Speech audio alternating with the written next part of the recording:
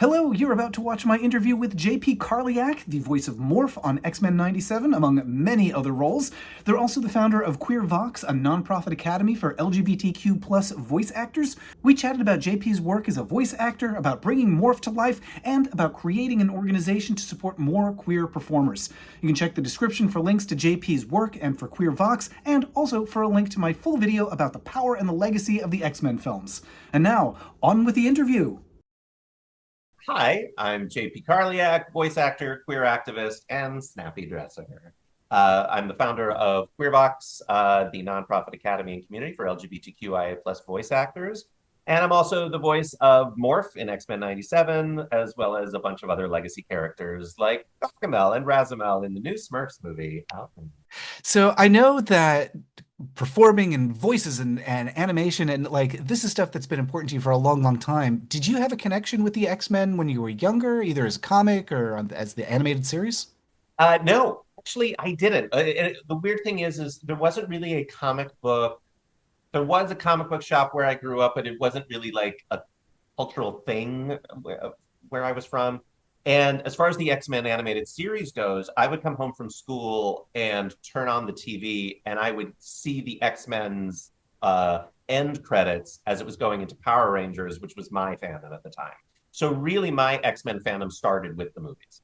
Well, so what are your memories of the films coming out in 2000 and then the second one, 2003, I think? I remember I probably saw them opening weekend. I was very excited about it. I've always been a big superhero movie person, and that has always been sort of my gateway into the lore. Like as in the early 2000s, YouTube and Wikipedia came to be, I was definitely doing deep dives, being like, what mutant is that? Who is that? What's happening there? So that's I sort of backdoored how I found out about a lot of what the comic book and the animated series were doing. Um, but yeah, I love the first one. I think the second one is a masterpiece.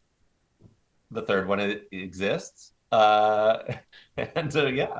Did you, when those films came out, did you notice or were you aware of sort of the queer subtext of them? Oh, totally. I mean, especially in X2, the Iceman coming out scene is just so overt.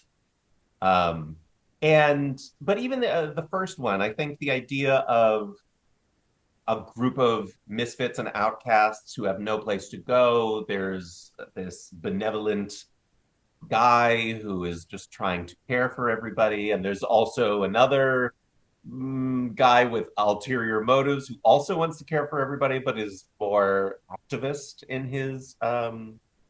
uh, in his role. So yeah, it all felt like common metaphors. What do you recall from that time, early 2000s, of the ways that either queer people or just queer metaphor was present in mainstream films? Well, all of it was metaphor, wasn't it? Like if it was either anything that was created by queer people for queer people in the mainstream was coded. There was that narrow band of like there would be queer stories told by cishet people for a wide audience, like The Birdcage or Will and Grace, that parodied us a little bit. You know, they were important and they did what they had to, but there was sort of a pink faciness about them. Um, Even though I love both of those things. Um, and then there was also so many indie queer projects that were aimed at us, but we would see them at Outfest and we would rent them later, but we would never actually see them in the zeitgeist. So it was queer coding was really the only way to get authentic queer stories into a mainstream audience. So I think watching the X-Men, it was I was picking up everything that they were dropping because I was so used to reading into those metaphors since I was a kid. I mean, starting with, we've talked about this before, but starting with He-Man and the Masters of the Universe and, working all the way up, there's just so many little baked in queer, queer aspects. It's interesting that you mentioned Will and Grace and The Birdcage. Those are projects that have some queer people behind the scenes or on camera making them. And so there is an element of queer, I guess, authorship going on. But also to reach, like you're saying, like to reach that mainstream audience, it can't be too gay. Yeah, and I think what I mean by that is not so much the creative team, but the overseership. Like when you have a studio like NBC, that's overseeing what this is, there is that editing that's happening that, and everybody has an awareness of what they can get away with. And I think one of the things to Bryan Singer's credit is that he was very overt in his filmmaking. In like the metaphors were really clear if you knew what he was trying to get across. Um, and so I mean I have to applaud him for that because I think there are a lot of queer people in the early 2000s who watched that and immediately were picking up on it. And not only him, but also his screenwriters that he had on for X2 and also queer people. So, it really was coming from an authentic place. You also mentioned He-Man, and it just strikes me how many superhero stories, especially the ones that appeal to queer people, are about hidden identities or double lives or flexibility in your presentation to the world. Oh, totally. So much of it comes from I need to protect those around me from who I really am. So I'm going to put together this guise.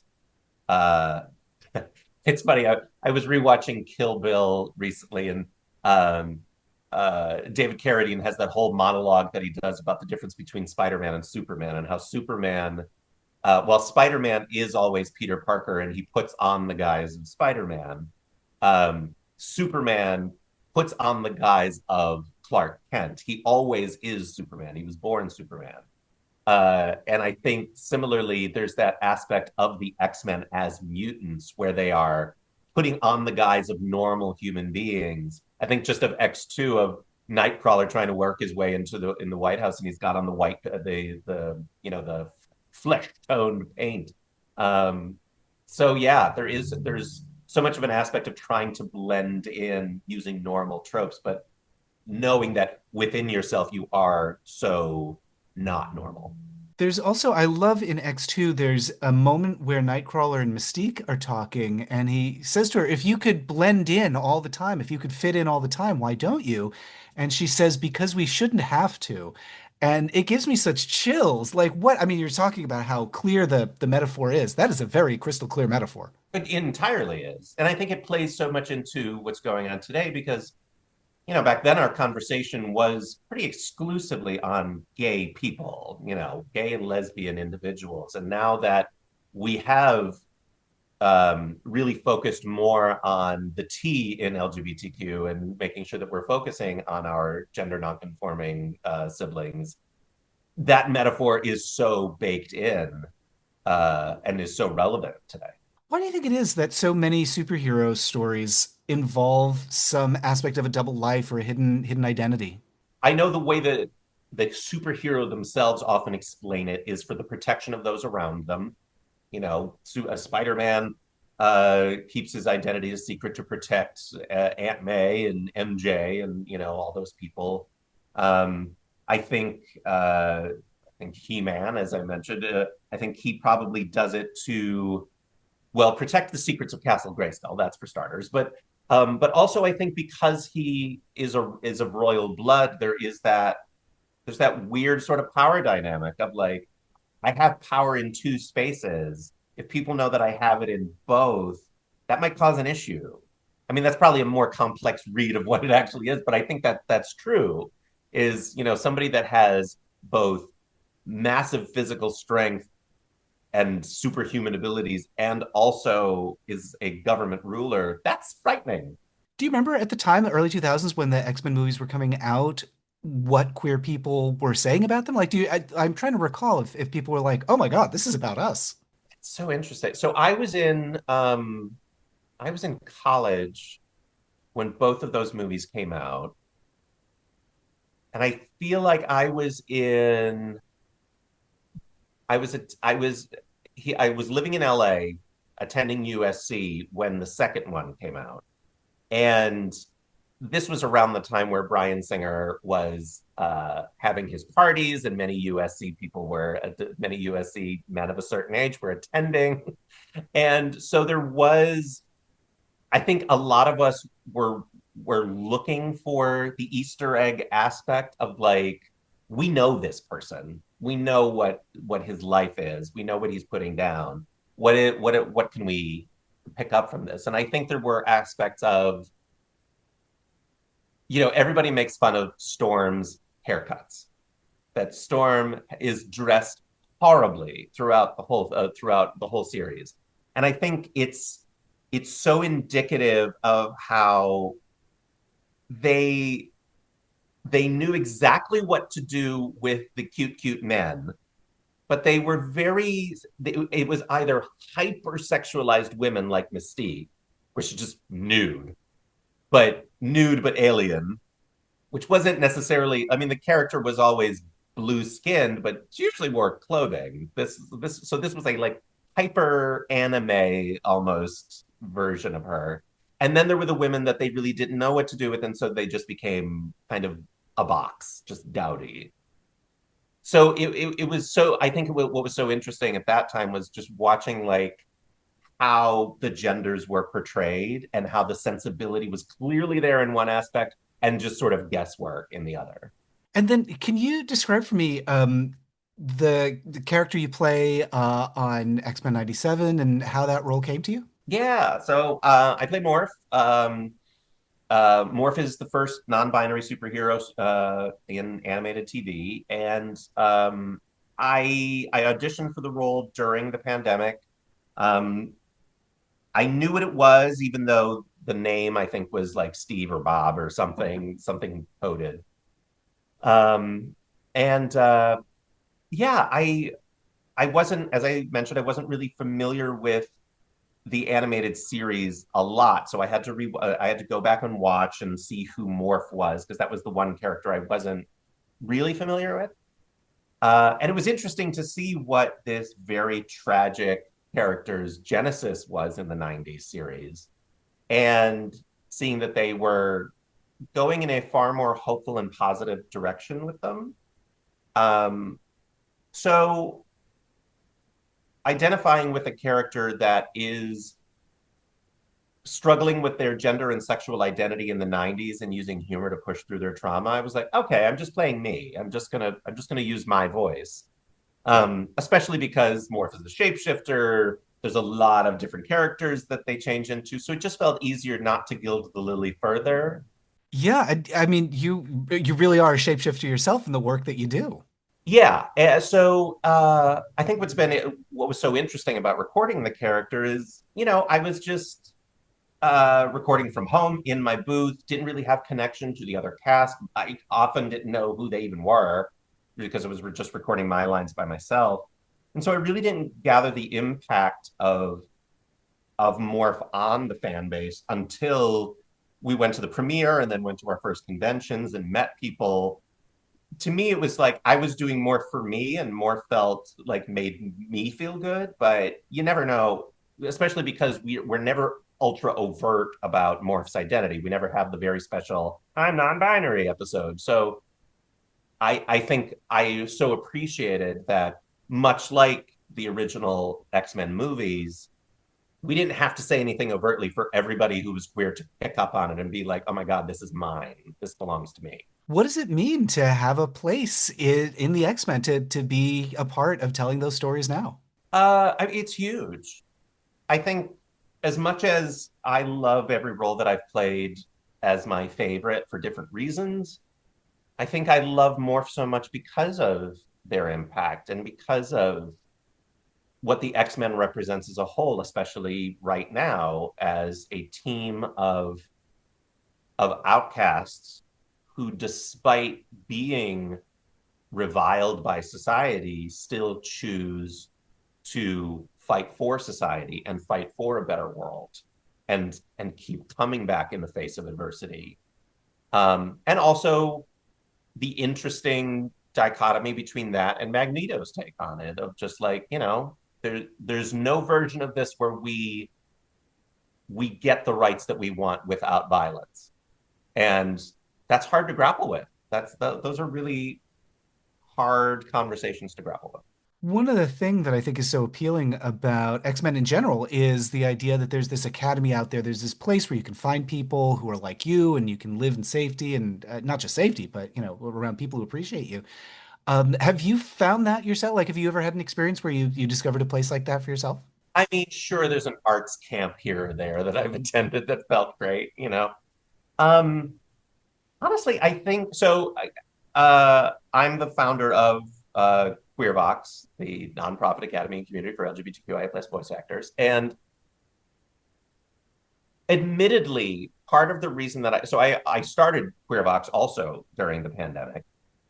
And while I did start it out of a need for to see more authentic representation, to make sure that queer actors were finding a place in this industry, I would say that there was a selfish motivation as well. In I was definitely one of those people who during the pandemic started to explore and learn more about their gender identity because we finally had a moment to breathe and stay home and had the time to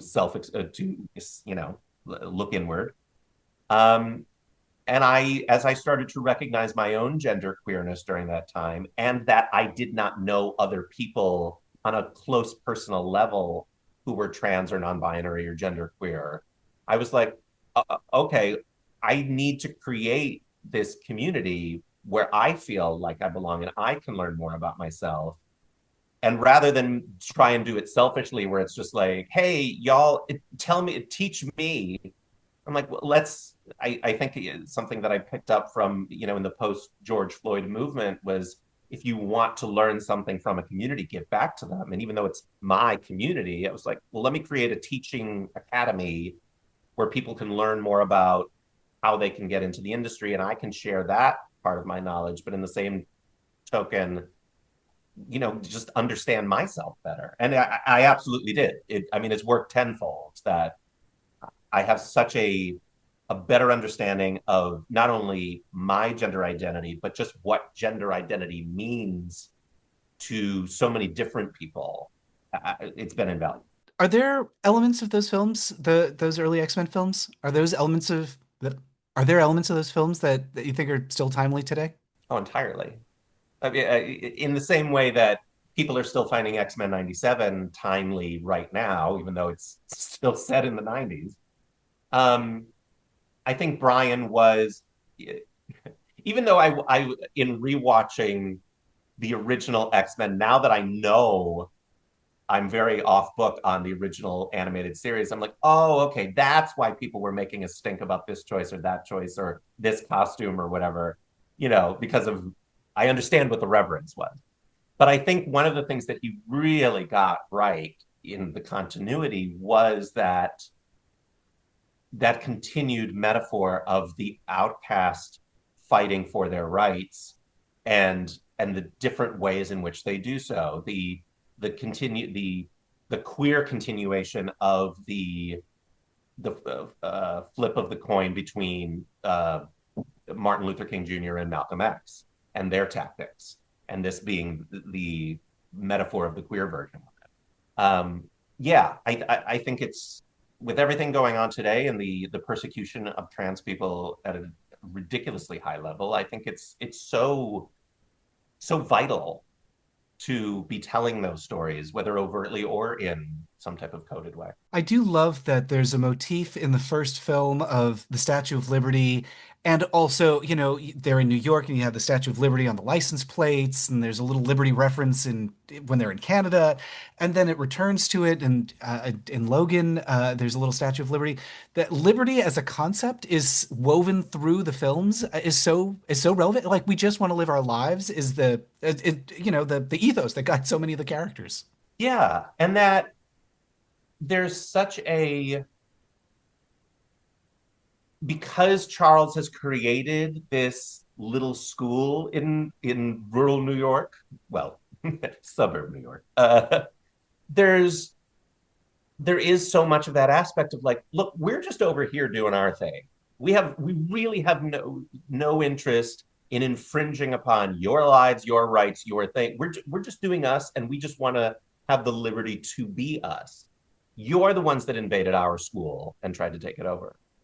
And I think there is so much of that the X-Men operate from a place of defense at all times, while Magneto frequently operates from a place of aggression. What would your mutant power be if you were a mutant? I'm big on teleportation. I think travel would just be so much easier. I'd just love to be like, you know what I feel like? A croissant, but like a really good one. I know the exact bakery I'm going to go to. It's in Paris. Bam. That does sound fun. Would there be like a lot of the characters have there's like a cost, right? Like, you've got claws, but it hurts when they come out, or I can absorb powers, but it hurts the people when I do it.